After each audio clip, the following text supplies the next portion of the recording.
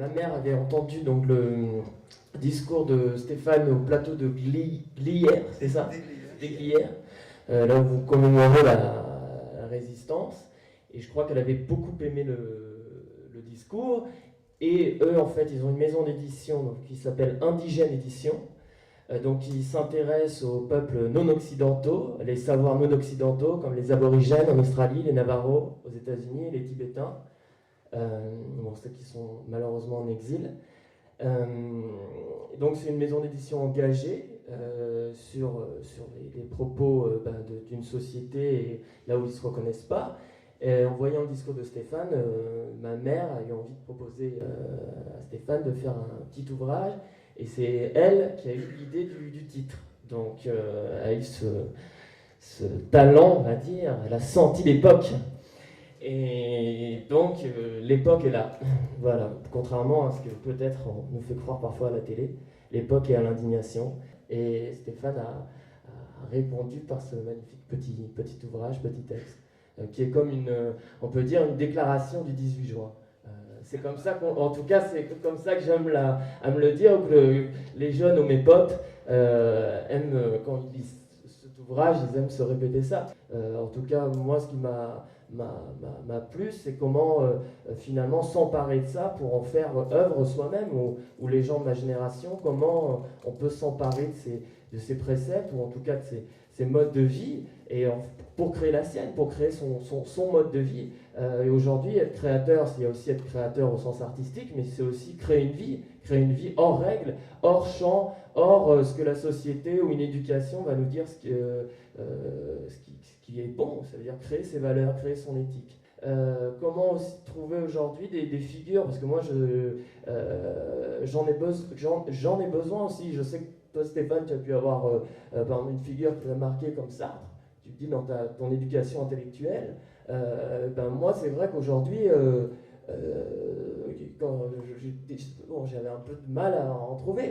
Il y a beaucoup de philosophes qu'on nous montre, ils me touchent peu. Que la télé montre, on ne va pas les citer, ça ne sert pas forcément à grand chose, mais en tout cas, ils ne me parlent pas. Et c'est vrai que j'ai besoin aussi de trouver de figures qui m'inspirent et qui me donnent l'envie, moi, à mon tour, de m'engager.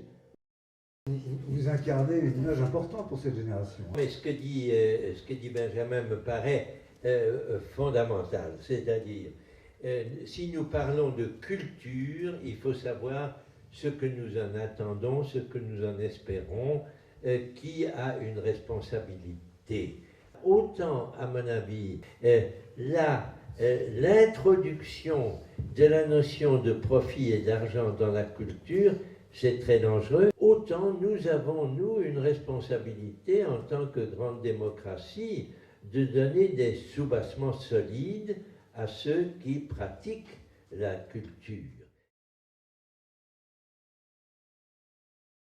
Nous aurions besoin d'une politique dans laquelle s'engageraient nos États européens, qui donneraient des possibilités de travail à des gens sans avoir exercé sur eux une influence pour leur dire mais il faut produire ceci ou cela, ce qui est demandé par le public c'est ceci ou cela.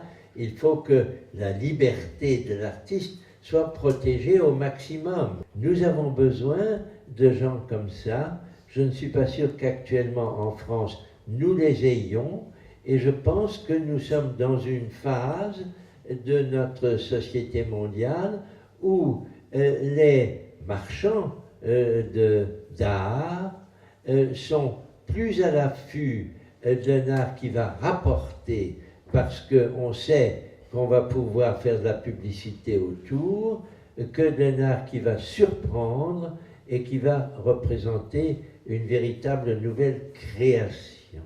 Il faut encore savoir ce que cette participation représente pour nous et comment faire pour qu'elle ne soit pas un abrutissement, qu'elle soit au contraire une libération et qui apporte un nouveau rêve.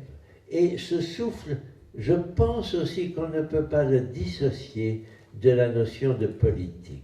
Nous avons évoqué, vous avez évoqué Mahmoud Darwish et Édouard Glissant. il me semble impensable que leur poésie n'ait pas été quelque part animée par un fort sentiment politique, une revendication politique, que ce soit pour la Palestine ou que ce soit pour les Antilles.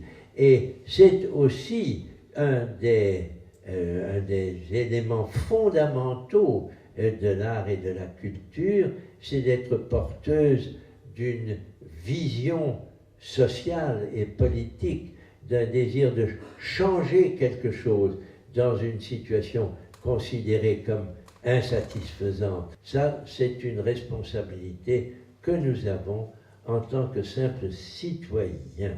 Nous avons besoin de culture et ceux qui nous la donnent, il faut que nous les soutenions.